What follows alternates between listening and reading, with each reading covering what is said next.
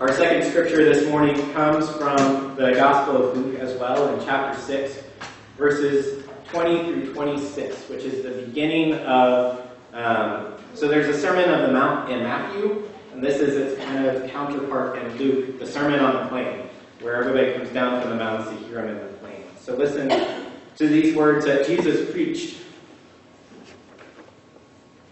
Jesus raised his eyes to his disciples and said, "Happy are you who are poor, because God's kingdom is yours. Happy are you who are hungry now, because you will be satisfied. Happy are you who weep now, because you will laugh. Happy are you when people hate you and reject you, insult you and condemn your name as evil because of the human one. Rejoice when that happens. Leap for joy because you have a great reward in heaven. Their ancestors did the same things to the prophets.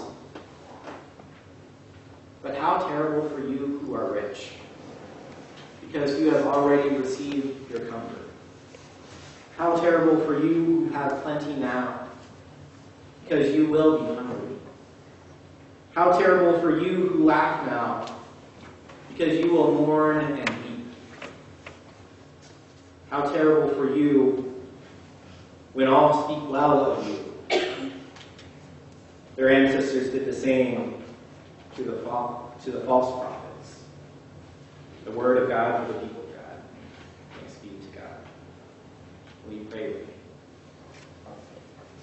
with me? Gracious and loving God, send your Spirit into this place so that we may hear your word, so that we may hear how you are speaking to us and what you have to teach us today. Lord, may the words of my mouth and the meditations of all of our hearts be pleasing to you, O our rock and redeemer. Amen.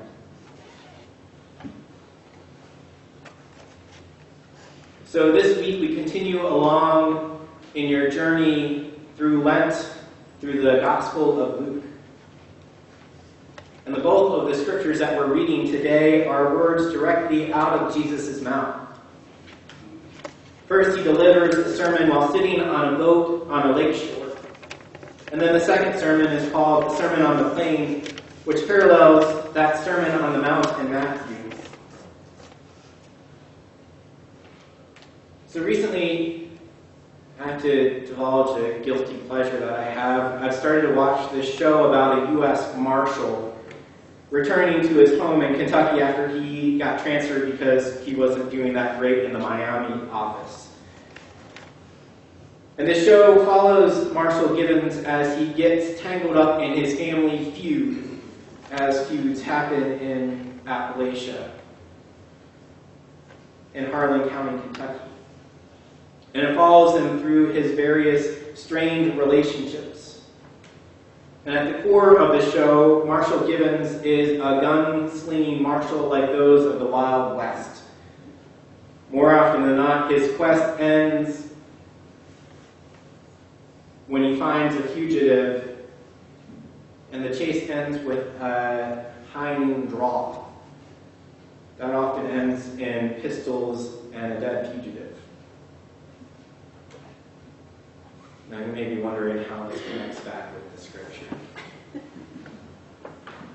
You see, as I was reading the scripture this week, Jesus calls people to catch people, which reminded me of the show. His career, this Marshal Gibbons' career, is to catch fugitives, to find them and to bring them in. And the ultimate goal is for them to pay for their law-breaking by going back to jail. And in our scriptures today, we hear that to be a disciple, we are called to catch people, but with different intentions. These first disciples that Jesus calls are fishermen. They spend their nights catching fish, pulling them out of their environment so that they may die and feed other people. And Jesus calls them to leave everything and follow him.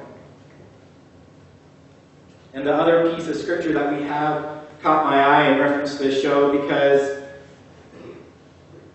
I have been watching, because Simon Peter's response to the catch that they pulled is for Jesus to just get away from him. Leave me, Lord, I am a sinner. Simon Peter, the rock that Jesus built the church on, responds by asking Jesus to distance himself from Peter because of his brokenness, because of his sins. And I think one thing that I like most about this show that I've been watching is the way the characters who come from all walks of life struggle with their own brokenness. Because that's real. We all struggle with our own brokenness, our own sense of worth. And too often in churches, we worry about whether we have our lives together enough to be able to participate in God's work, or even to show our faces inside the church doors. Maybe we get it wrong as a church when we build buildings and gather people behind closed doors. I mean, both of Jesus' sermons today happened out where people were gathering.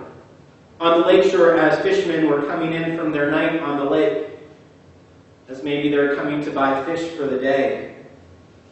And the second sermon happens in a large open area right after he named his 12 apostles. In both places, the crowds are drawn to his teaching and to his healing. Large crowds of people seeking wholeness. And they are gathered around Jesus because they have seen the wholeness for those broken is a real possibility. The possibility of wholeness brings us back to the boat as Jesus tells his soon-to-be disciples not to be afraid, for they will be fishing for people going forward. A change in vocation. Instead of pulling fish out of their environment to die, now they will be catching people by their heart so that they might live. They will be finding new ways to bring sustenance and wholeness to people. What a cool job description.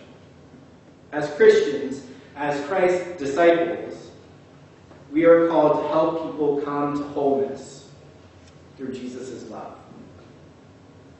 We are called to do that with each other. And more importantly, we are supposed to leave this place and seek wholeness beyond our walls here.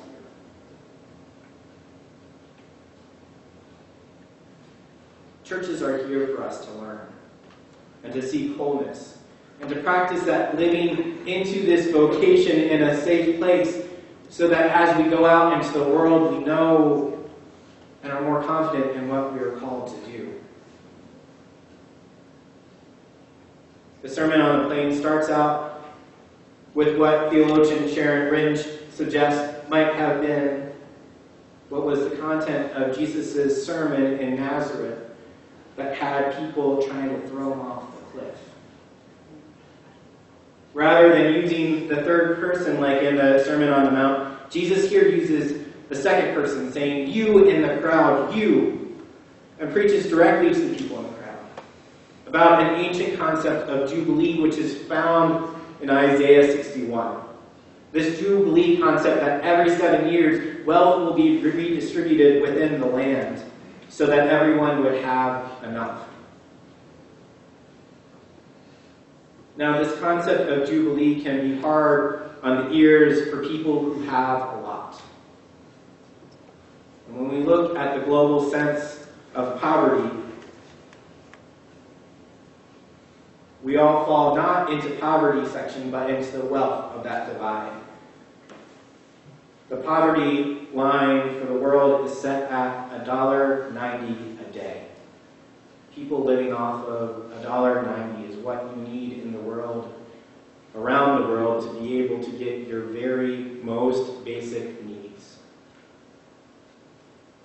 Growing up in a middle-class family, I never thought that my family was financially rich in any sense of the word. When I would look at my classmates around me and what they had. And yet, as I've learned about poverty and what it can truly look like, I can't help but believe I could easily fit into that part of the scripture that we read, how terrible for you, at least financially speaking. The Sermon on the Plain ends with these words from Jesus. Why do you call to me, Lord, Lord, and don't do what I say? I'll show you what it's like when someone comes to me, hears my words, and puts them into practice. It's like a person building a house by digging deep and laying a foundation on the bedrock, so that when the flood came, the rising water smashed against the house, but the water couldn't shake the house because it was well built. But those who don't put into practice what they hear are like a person who built a house without a foundation. The flood water smashed against it, and it collapsed instantly. It was completely destroyed. But there is hope in this sermon. And it isn't just for those that don't have enough, but also for those who are rich and have power. It has hope because we can hear Christ's words and put them into action as disciples. We can become people who bring wholeness to the broken. The God who we worship is a God of abundance that reminds us that there is enough for everyone. And when we find a way to share what we have with those in need, we bring Jesus' sermon to life. We can feed those who are hungry. We can break the cycles of poverty by sharing what we have, and we can journey with people in sorrow until they can laugh again. As people who are rich in the eyes of the world, we can live less comfortably so that others may find security. We can weep with our brothers and sisters who mourn, and weep so that they might know that they're not alone. We can choose to share our power with those who have none, so they might be part of God's kingdom, turning the ways of this world on its head. For then we can rejoice in our loss of excess, because it will mean that we are living into our call as disciples, bringing wholeness to people, both those who we encounter and our very selves. Amen.